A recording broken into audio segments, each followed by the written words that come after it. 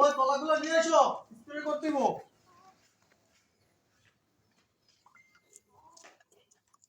এখন আর লাগে সবগুলো কলা নিয়ে আসতে বলছি। কলা শেষ তো আবার একটু মার্কেটে আর দিকে লইতে আচ্ছা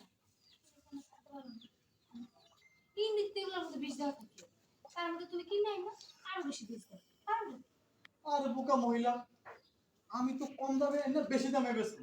আর এই স্প্রে করলে কলাগুলো দেখতে আরো সুন্দর হয়, আর তো অনেক মিষ্টি লাগে। তুমি একটা খাওয়া দেখো। আর এগুলো খালি তোমার সাথে ক্ষতি হইবে কিন্তু আপনি এরকম ভেজাল মিশাবো ভেজাল দুনিয়াতে খালি আমি একাই ভেজাল মিশে? দুনিয়ার সব মানুষই ভেজাল করে। ভেজাল ছাড়া কোনো কিছু আছে দেশে? খালি আমি ভেজাল করলেই দোষ। বেশি জ্ঞান দিবে না। তুমি খাইবা কেন? তুমি তো বিষ আছে।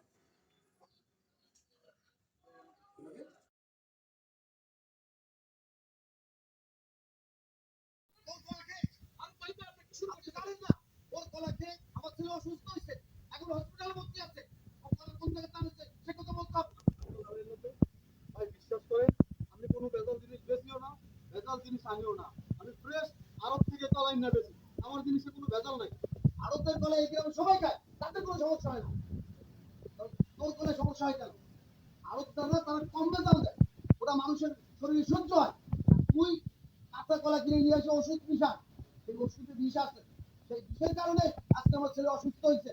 আমার ছেলের যদি কিছু হয় তোরে আমি থামবো না, কিন্তু বলে দিচ্ছি রশিদ। আপনার ছেলে যে সবসময় আমার দোকানের জিনিস খায় সেটা ব্যথা পায়। আপনার ছেলে তো অন্য কোনো জিনিসপত্র খাইতে পারে, আগে গিয়ে জিজ্ঞান আপনার ছেলে অন্য কি খাইছে। খালি আমারে মারতে আসে, গরিব মানুষ দেখে না। মানুষ না অমানুষ হয়ে গেছে।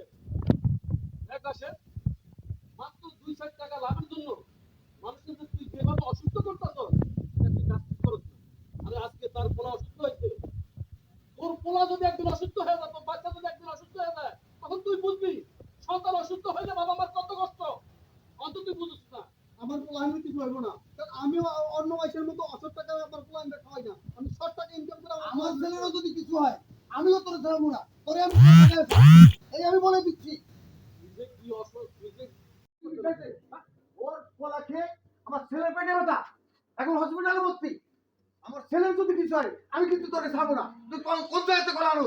হ্যাঁ বল। ভাই বিশ্বাস করেন, আমি কোনো ভেজাল জিনিস বেচিও না।